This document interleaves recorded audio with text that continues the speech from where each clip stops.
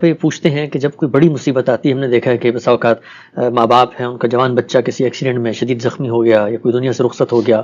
یکا یک کاروبار چلتا ہوا دھڑام سے نیچے گر گیا، گھر میں کوئی ڈاکہ پڑ گیا، سب کچھ جمع پونجی لٹ گئی۔ یہ جو بڑی مصیبتیں ہیں، بڑی آزمائشیں ہیں، یہ ہم پر کیوں آتی ہیں، کیسے آتی ہیں؟ بالعموم ایک قرآن کی آیت پیش کی جاتی ہے کہ جو کچھ تم پر وبال یا مصیبت آتی ہے وہ تمہارے اپنے ہاتھ کی کمائی ہوتی ہے۔ تو جب کبھی اس طرح کی کوئی پریشانی یا مصیبت آپ پر آن پڑے تو اس میں لازمی کہ انسان نے پہلے کچھ کیا ہوتا ہے، اس کے نتیجے میں یہ کچھ آ رہی ہوتی ہے، اور اس طرح کی مصیبتوں کو آدمی کیٹر کیسے کرے، کیونکہ اتنے گہرے زخم ہوتے ہیں، بسا اوقات لوگ حادثات میں پوری فیملی رخصت ہو جاتی ہے، تو یہ لگتا نہیں ہے کہ آدمی کو سہ سکے گا اس طرح کی مصیبتوں کو۔ اس معاملے میں ایک بندہ مومن کا کیا رویہ ہونا چاہیے؟ اللہ تعالیٰ کا جو فرمان آپ نے سنایا ہے اس کا تو ایک خاص محل ہے، اس میں بالخصوص رسول اللہ کے مخاطبین کو یہ بتایا گیا ہے کہ تم جو اس وقت کرتوتیں کر رہے ہو اس کے کچھ نتائج نکل رہے ہیں، تو اس میں اللہ نے کیا کرنا ہے، یہ تمہارے کرتوتوں ہی کے نتائج ہیں۔ لیکن عمومی طور پر جب آپ غور کرتے ہیں تو معلوم ہوتا ہے کہ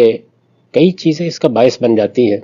اس پہ شبہ نہیں کہ بعض اوقات ہماری کوتاہیاں، ہماری غلطیاں، ہماری خطائیں، خاص طور پر اگر کسی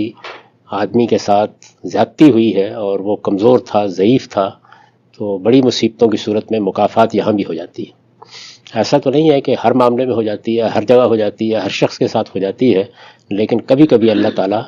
کسی شخص کو اس کے مظالم کی وجہ سے، اس کی زیادتیوں کی وجہ سے، اس کے عدوان کی وجہ سے عبرت کا نمونہ بنا دیتے ہیں۔ تو یہ پہلو بھی ہے،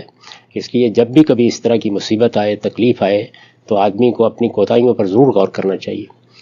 یہ دنیا امتحان کے لیے بنی ہے، امتحان بقدر ظرف ہوتا ہے، یعنی آدمی کا اپنے پروردگار کے ساتھ جیسا تعلق ہے تو بعض اوقات اسی کے لحاظ سے امتحان بھی ہو جاتا ہے۔ یہ امتحان مختلف پہلوؤں سے ہوتا ہے۔ ہم دیکھتے ہیں کہ شکر کے امتحان میں بہت سے لوگوں کو ڈالا گیا ہے، اللہ تعالیٰ بہت نعمتیں دیتے ہیں، بہت سرفرازی دیتے ہیں، بہت دنیا میں طاقت دیتے ہیں، علم دے دیتے ہیں، اقتدار دے دیتے ہیں، دولت دے دیتے ہیں، حسن دے دیتے ہیں، لیکن انسان بعض اوقات اس کی شکر گزاری کا حق ادا نہیں کرتا۔ اور اسی طریقے سے مصیبتیں، تکلیفیں آتی ہیں تو صبر کا تقاضا کیا گیا ہے، وہ نہیں کرتا۔ تو انسان کے ساتھ یہ معاملات آزمائش کے پہلو سے بھی ہوتے ہیں، اور آزمائش میں نے آپ سے عرض کیا ہے کہ اللہ تعالیٰ نے کوئی ایک قاعدہ نہیں بنا رکھا، وہ ہزار پہلوؤں سے ہوتی ہے،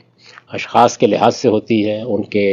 مرتبے کے لحاظ سے ہوتی ہے، ان کی حیثیت کے لحاظ سے ہوتی ہے، اس دنیا میں ان کے بعض اعمال کے لحاظ سے ہوتی ہے۔ وہ پروردگار ہی اس کے پیمانے رکھتا ہے، ہم تو ظاہر میں چیزوں کو دیکھ رہے ہوتے ہیں، اندازہ نہیں کر سکتے کس پہلو سے۔ ایسا بھی ہوتا ہے کہ بعض اوقات اللہ تعالیٰ اپنے کسی بندے کو شکر گزاری کا نمونہ بنانے کے لیے یہ کرتے ہیں، جیسے کہ حضرت ایوب کا معاملہ ہمیں معلوم ہے کہ اللہ تعالیٰ نے ان کو بڑی نعمتیں دے رکھی ہوئی تھیں، حسن بھی تھا، جمال بھی تھا، دولت بھی تھی، خدم و حشم بھی تھے، لیکن لوگوں نے یہ کہا کہ یہ سب چیزیں اس کو ملی ہیں اور اس کے ساتھ اللہ کا شکر ادا کرتا ہے تو کیا بڑی بات ہے۔